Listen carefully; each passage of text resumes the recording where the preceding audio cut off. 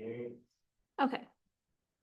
All right, so I want to we ran out of time on Thursday to go over in depth anyway, the critical appraisal assignments that are coming up starting week 6.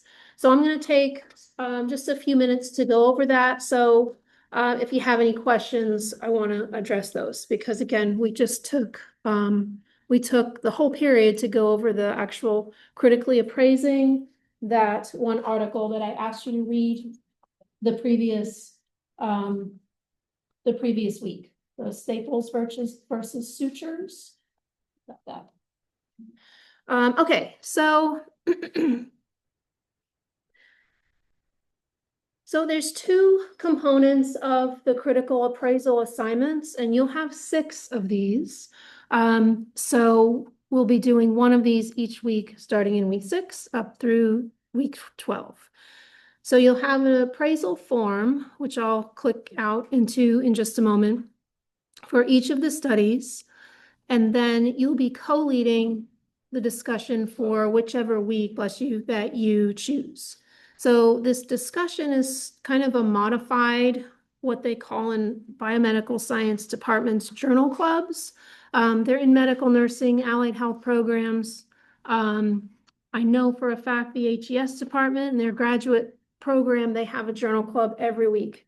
So ours will be modified. It won't be the full class, but you'll at least get a chance to kind of go through those critical appraisal questions in the form. So here's just a kind of overview. I'll click into the aligned assignment document in just a moment, but for each week of the critical appraisal sessions, again, that's week 6 through 12. We don't have one the week of fall break. You will use the critical appraisal form and the checklist if needed to make your judgments about that week's article. You'll choose 1 week to co-lead the discussion based on the date and article title using the sign-up sheet, and you'll have to sign up by Thursday. I have 20 minutes here. I don't know how long they take. They might take more than that. They'll likely not take too much less than that, but we'll just sort of see how the first couple go. And then forms, the critical appraisal forms for each week are due before class on the day of the discussion. So we have these every Tuesday for those 6 weeks. So those are due by 12:30 on all the days we have those. So let me hop out here and just click on a couple of these things. So here's the form. So you'll be turning in 6 of these, and it aligns pretty well with, actually aligns almost 100% with the critical appraisal form, which we spent all class on Thursday going through. So you may or may not need this as something that helps. So it aligns with all of those sections A, B, and C, as well as a conclusion. The only exception is, I'm just going to click through this.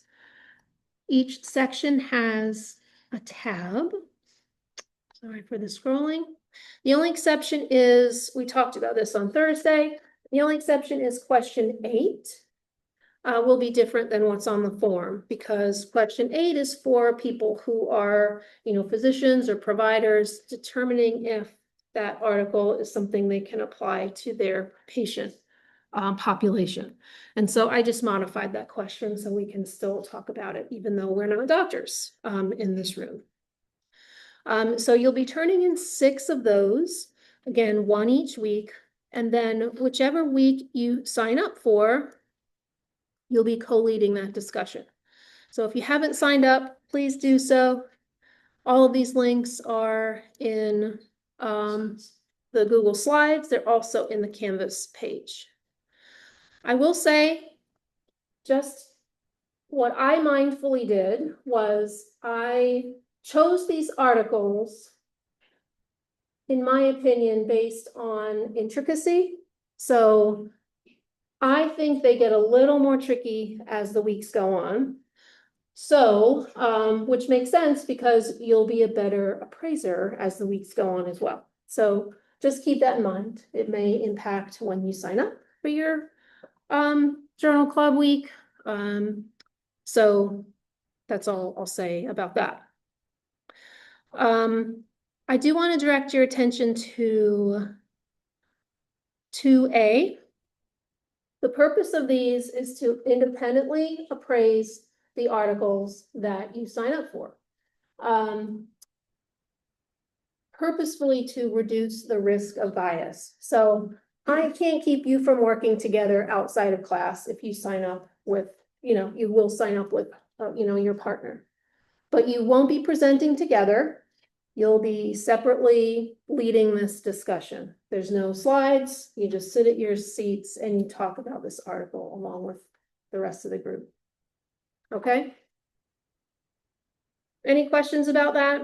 In fact, it makes for better conversation if you happen to disagree on one or more of the judgments.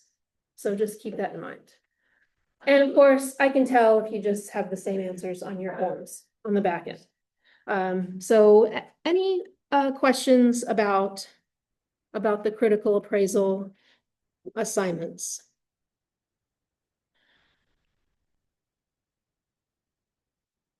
There's one other thing I wanted to share.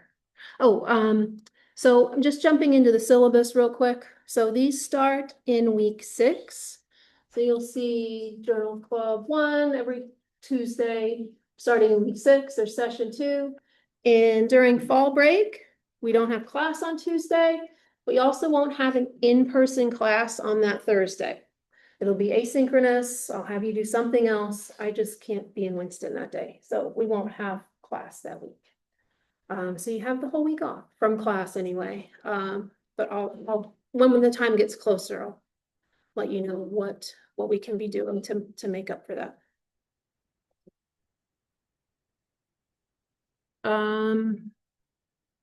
Yeah. Does fall break, do classes start back up Tuesday or Wednesday? Wednesday. Oh, okay. It's a little weird, but it sounds like this is how they're gonna do it. Previous fall breaks have been, I think, Wednesday, Thursday, Friday, or maybe even just Thursday, Friday. So it sounds like it'll be on the front end for the next at least couple of years, because next year's academic year, it'll be the first 3 days of 2 days of that week also. I don't know if that's helpful or not. I mean, it's still 2 days you have off, but for travel perspective, I don't know if it's better or not. Okay, so that's the critical appraisal assignments, and frankly, you don't have too many grades other than reflections and quizzes until for midterm grades. So those first two I think it's the first two, will get in before midterm. So just be mindful of that. Okay. So I'm gonna just close a couple of things so it's not as busy. I'm done with that. 290, okay. All right, so this is week 4. Okay, so let's get started with today's topics. So today we're going to get started with the pre-review process, which will take 2 weeks to get through that one step. You'll find out who your teams are this week. You'll be able to meet with those folks for just a few minutes. I'll talk about a lot of assignment descriptions today, how the working group assignment is, or how you'll be graded as a part of your working group, and then just a couple more things about pre-review, and then we'll be done. So we might actually finish a little earlier today. Okay, so the pre-review process, if you'll recall from when I asked you to look at the research guide associated with this class, there's 8 steps of the systematic review process. Let me hop out here. You might recall, I think it was the first week, maybe the beginning of the second week, I had this PDF that was up that goes through every single step of the systematic review process. So I'm going to use this in each class, most classes, to help you see where we are in the process. So that's the larger piece. You have access to that. But here's where we are. I mean, we're just starting. So we're in this pre-review step. This week, we'll be looking at the first 3 steps. So team members, we're gonna talk about team development today. And you'll meet with your teams and kind of start planning together today and Thursday. We'll talk about some standards, particularly Prisma standards, and we'll choose which guidance to follow. And then we'll start developing your group's research question. We talked about PICO for just a few minutes in a previous class, but we'll dive deeper into that tomorrow or Thursday. And then next week, we'll continue on with the PICO question, find exemplar systematic reviews based on your question. We'll start talking about tools and then eligibility criteria by the end of next week. So you can always kind of refer back to this as to where we are in the process. Okay, so choosing a systematic review team is not too dissimilar to choosing any project team that you're working with for either a school project or professional project. The standards here are taken right out of the Cochrane Handbook, which I've had you read a couple of things in so far this semester. So here's the expectations. So there needs to be a minimum of 3 reviewers on every systematic review team. An odd number simplifies tie-breaking situations, because you'll ultimately be, if you recall, when you were screening the pieces of candy a couple of weeks ago, if there was one person voted yes, another person voted no, a third person is helpful from a tie-breaking perspective.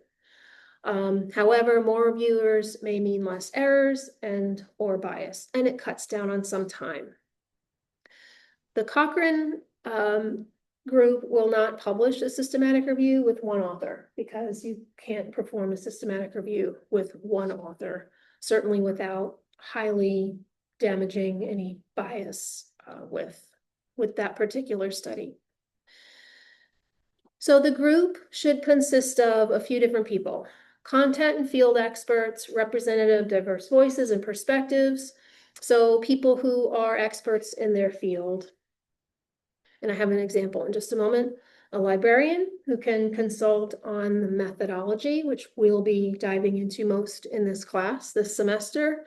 And they can be either a consultant or they can be an author, and I'll show you an example of that. And a statistician for a systematic review, but more so for a meta-analysis. The best thing to do, even with any project, is to kind of define the roles and expectations early in the review process, which we'll be starting that today when you meet your working groups. So here's just an example, and I picked one of mine just because it was easier than me Googling what these people do, what other authors do on a regular basis. So this is a project I worked on a couple of years ago. I didn't put a box around my name because you know who I am. I'm the librarian on this project. But the orange boxes, Dr. Beavers, Dr. Ard, and Dr. Sarah, they're all clinical researchers. So those are content experts on the project. Dr. Cortez is an endocrinologist, so I skipped over the title. So this is a systematic review meta-analysis around GLP-1s, which are weight loss, type 2 diabetes, and weight loss drugs. Tiffany Cortez is the endocrinologist. Fernando was the endocrinologist intern. He was on the project. Lauren Dinklow is a master's degree student in ATS. And Dr. Beavers, if anyone's had statistics, he teaches stats here on campus. So it was a good mix of people who had expertise in different areas. So this is just one example. There could be many people on a systematic review. As the librarian, I wasn't involved in any content. I just helped with the methodology, and that's all I can do. I'm not an expert in weight management or diabetes endocrinology. So I was just helping on the methodology of this project. So just an example again, as we kind of start building our teams here. So every team needs a principal investigator, and this one, Kristen Beavers was the PI or principal investigator or the primary contact, the person who will submit the article for publication, the person who will be like a metronome on the project, so someone who's going to keep everyone on task, because these projects can take a year to a year and a half. It looks like, are you already signing yourself up for that? Sorry, you pointed at yourself after I said that. So that's good, especially if just someone's highly organized. It's helpful to have a person that can do that. Reviewers, at least 3, the librarian, as well as a statistician. We talked a lot on Thursday about the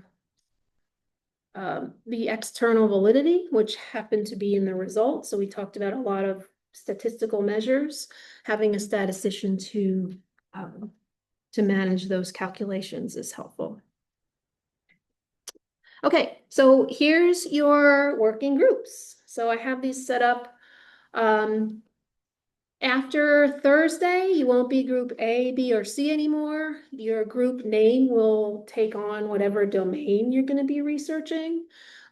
So check out who you're in your group with. Kind of from this point on, just plan to sit with your groups, just because you'll be working together. And so I did my best based on your responses on that research interest survey to kind of group you based on your interests and things you've worked on or not worked on. If there are any, any requests to be changed, just let me know. I'm happy to oblige if it makes sense, to do so. So Harrison, Grayson, Luke, and Michael, Group A, Group B, Casey, Jediah, they couldn't be here today, Kyle and Phoebe, and Asher, Josh, Patrick, and Simon. So there's your working group. So let me talk about what this will entail for each of you. There's the outputs that you'll be expected to produce, which I'll define all of these in just a moment. The SSD, which is the search strategy document using Zotero. How many of you have Zotero already on your machines? How many of you use that? I have a loaner computer, but my actual. Okay.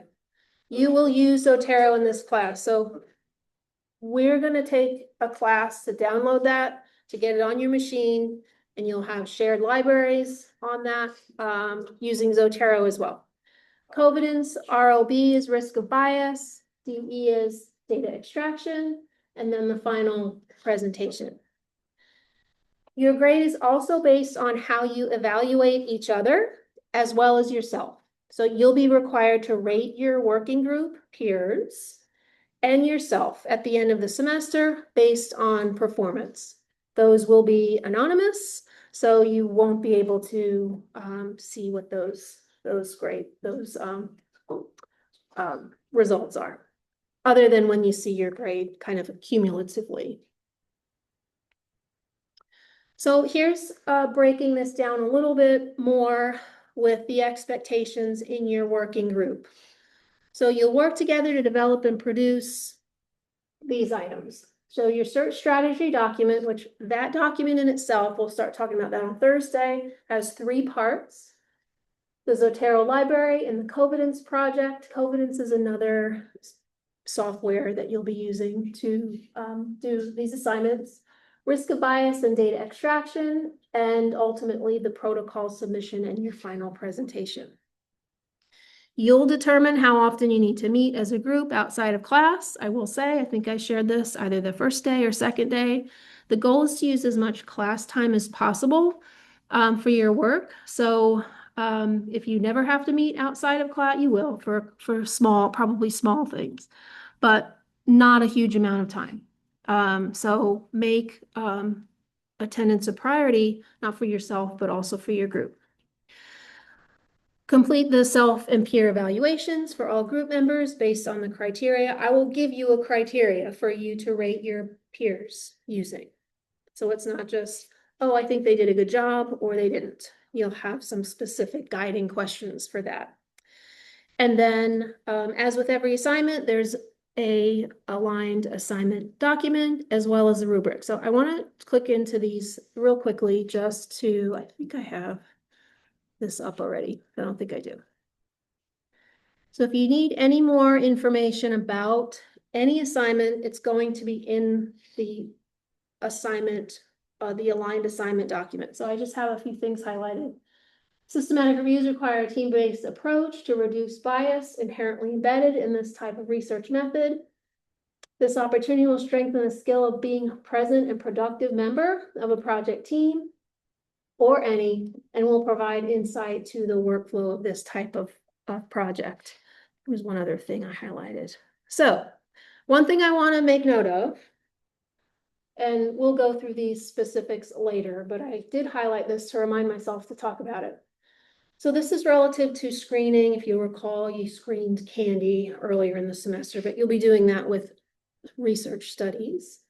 You'll be required, each member will be, because there's 4 team members, you'll each be required to cast at least 25% of the votes required for screening titles and abstracts and the full text of the studies that you include. One thing I will jump out and show you, however, is the rubric, because this highlighted section here. You're required to allow your peers to get their 25% as well. So in other words, achieved at least 25%, but then stopped so your peers can do their 25%. So there's no way that you can do 10 or 15% of your peers' work. Your peers have to do their work. And it's not just being a stickler on, a shared responsibility and fairness relative to group work. It has to do with the fact that if 1 or 2 people do most of that work, there's more bias embedded in that process. And not just with the project in this class, with any. So just keep that in mind. I'll talk about it again. I know we haven't talked about what 25% really looks like yet, but I just wanted to share that in the beginning because I know group work, depending on your experience, can be very hard or very easy, depending on how much work that you've put into or not. So just keep that in mind. Okay, I'm just closing things that I don't need. Okay, so what I do want you to do now is meet with your groups for a few minutes and just chat about a few things. And before you roll your eyes, I mean, you can roll your eyes if you want, but before you get too bothered that this is kind of a, I don't know, maybe menial task that I'm asking you to do, I'm starting to work with a new systematic review team. We just met for the first time last week on Friday, and we had an entire first meeting getting to know each other and how we all work. 4 of the 6 people on the team are in different time zones. They're not at academic schools like I am. They're in clinical settings. Their schedules are much different than mine and a colleague that I have here at Wake. So it helps to understand how you work, what other projects you have going on this year. Some of you play sports, if you're in fraternities, sororities, whatever else, some of you work. So it's helpful to understand what other priorities you have this semester, because you all at least have what, 3 other classes probably? So what I want you to do is clicking into this form, I have it open already.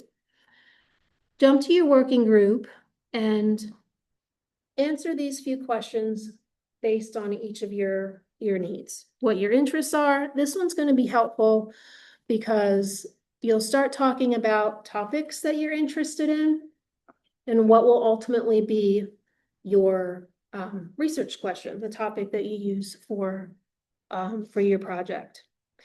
How do you like to work in a group setting? What other classes, projects, commitments do you have? And how you prioritize this work? And there's one for each group. One other thing I'll say, I know half of your group is not here today, and that's one reason I'm recording, because they didn't want to miss, but they had to. just start talking about topics, and for everyone as well, just don't choose one yet, because we're gonna talk about a little bit more before I'll ask you to commit to that. If it's helpful though, in the notes of this slide, I have a spreadsheet that can maybe provide some direction on maybe what you might want to focus on. But topics are not something that's a priority for today, but just something that can maybe guide the discussion if you want to start talking about that. I'm going to stop talking for a few minutes so you all can talk about these few things. Anybody have trouble finding this form?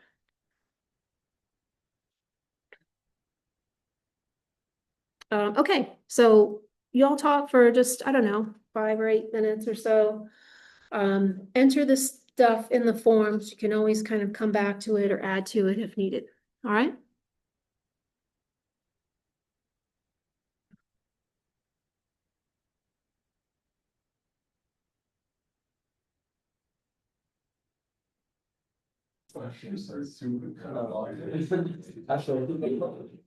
Actually, almost 30 soon. President of state change. And. It all gone. Yeah, almost 33. Actually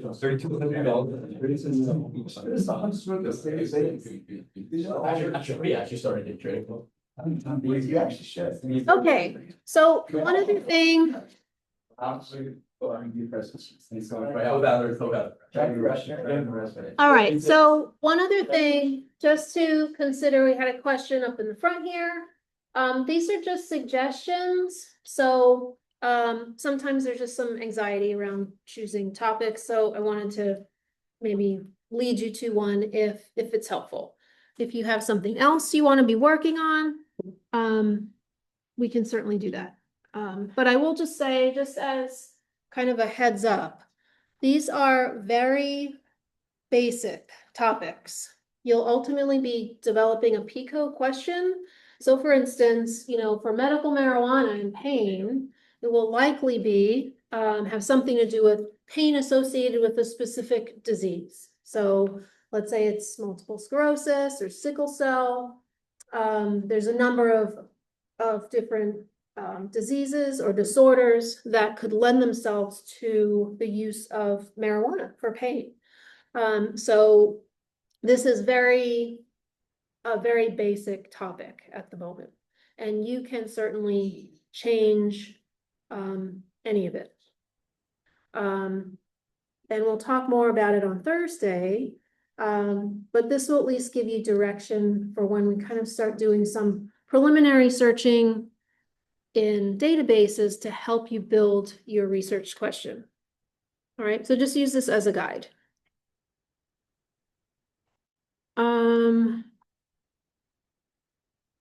Okay.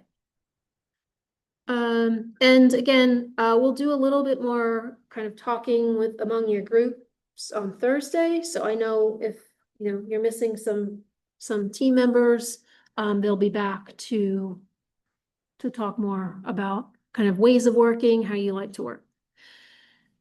So I'm going to talk for just a few minutes about, oh, I have it here. So I alluded to this PRISMA, talking about PRISMA or systematic review standards or guidance that's out there.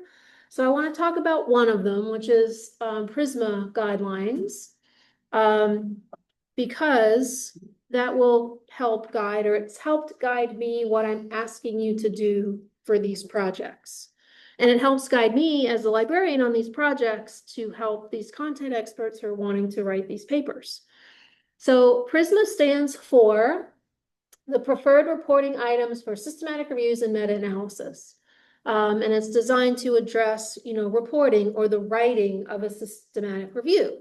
Evaluating the effects of health interventions, irrespective of study designs. And so because we're not writing a systematic review in this class, we're not going to go line by line in this checklist of 27 items.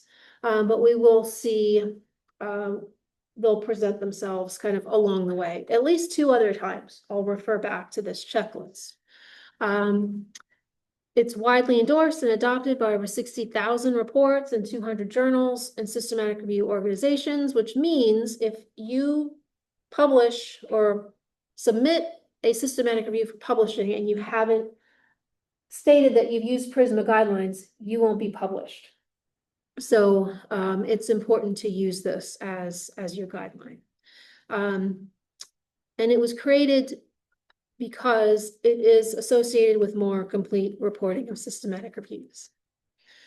So the reason why it's so important to follow this, 2020 hasn't been updated since 2020, is because it promotes all of these things.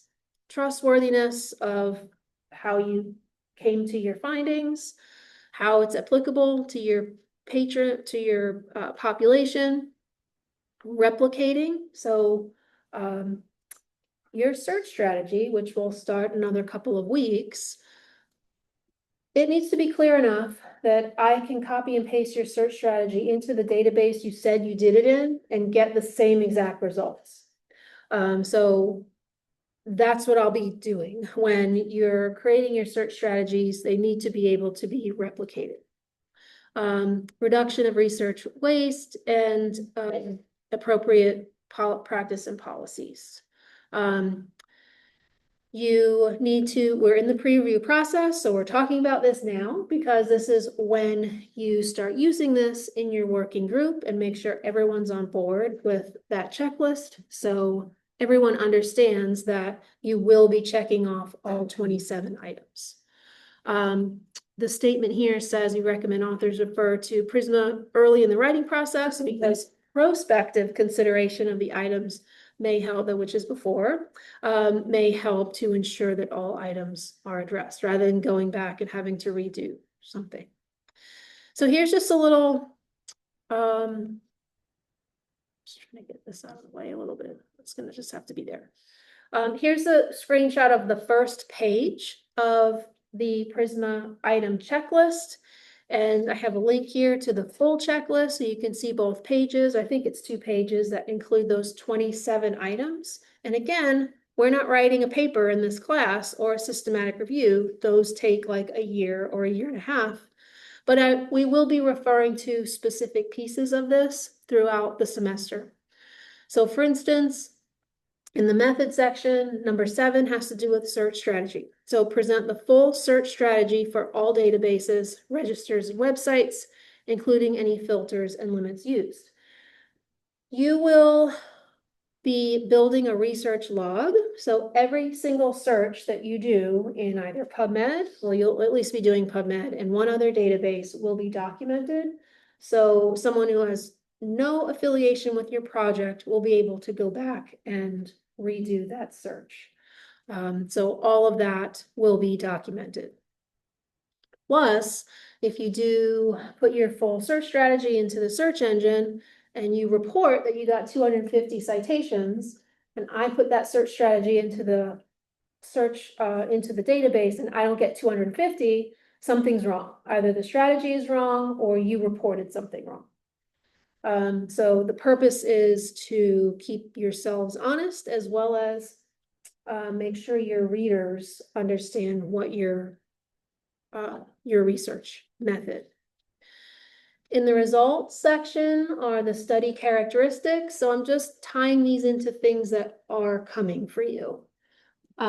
Cite each included study and present its characteristics. So on Thursday, when we talked about this sutures versus staples article, we talked about table 1. In this article is 2 pages. So table 1 in every systematic review includes characteristics of each study.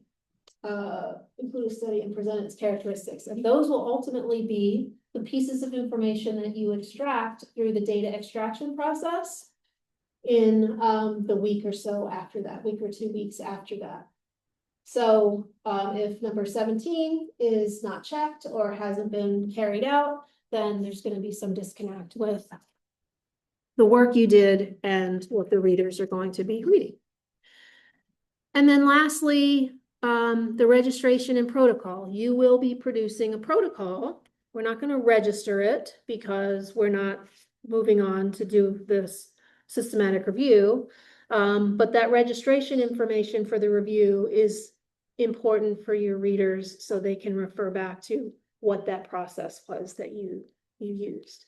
I don't remember if I talked about it here on Thursday, but in each paper that you read, they should document the protocol number that they published for that review. And if it's not there, that means that there's a risk of bias in that article. So there'll be more practice to do this, of course, the weeks that you are presenting, as well as all 6 weeks of the critical appraisal sessions. Any questions about any of this? I know, again, we're not doing this, so there's not much of a probably interest in looking at all 27 items, but it will be linked back to a few things that we do. A couple of things I realized I wanted to share about the critical appraisal assignment that I missed.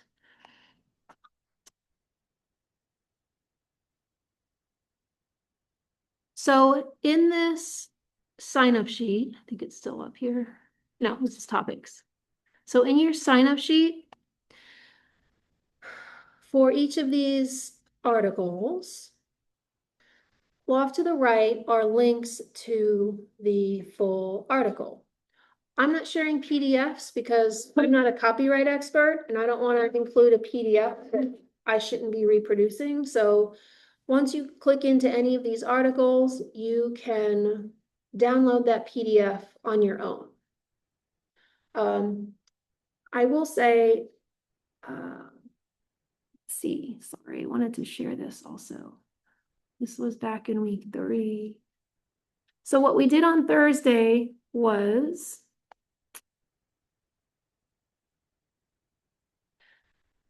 I made it somewhat easy. We still, again, we talked about it all class, even though I highlighted these sections of this paper, so you know which sections to look at for which questions.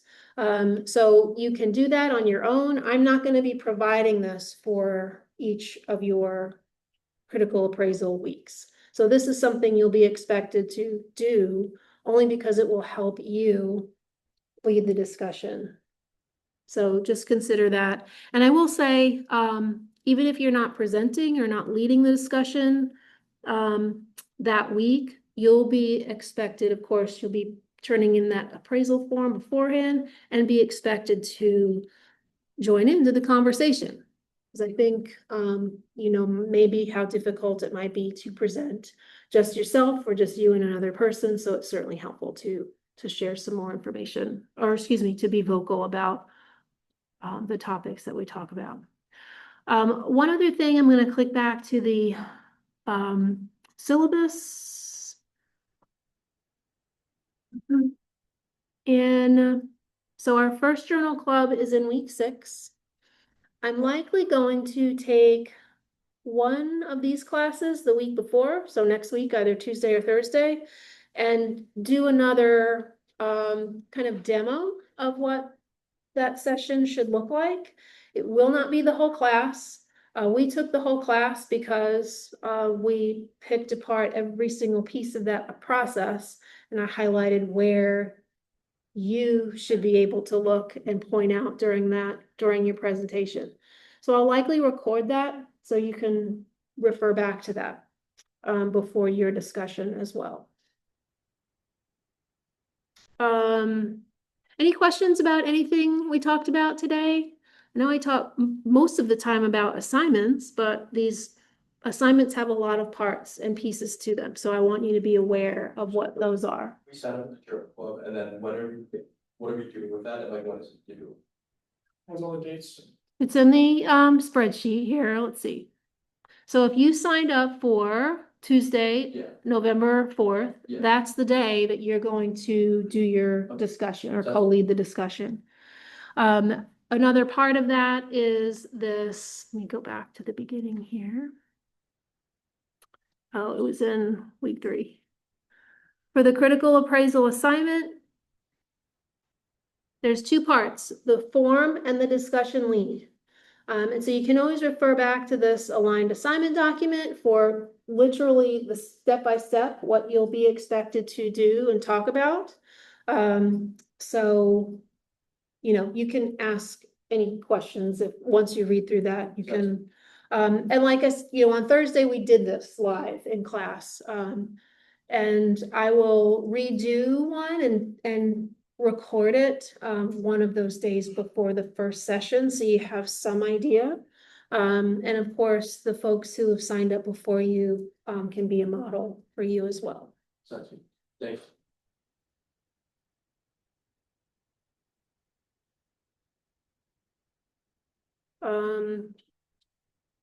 Any other questions? So just be thinking about topics. I know we're finishing up much earlier than I thought we would today. Just be thinking about topics and be ready to talk about those with your groups. Because in the coming weeks, we'll spend a lot of time refining those and developing a good comprehensive research question, which will guide you in your searches in a few weeks. One more thing, if my office hours are on Tuesdays right before class, so if you're kind of concerned about your co-lead, whatever week that is, we can chat beforehand, or you can schedule time with me. I have my scheduler link at the top of the syllabus. You can pick, you know, a time that works for you. If you have class beforehand, you can chat with me beforehand. I'm happy to help ahead of time if you're unsure of what you're going to be talking about. Okay. All right, well, I'll be hanging out for a few minutes, but we're finished for the day. We'll do some more pre-review on Thursday and spend a lot more time with PICO questions, okay? Thank you. Yeah. Thank you. Mhm.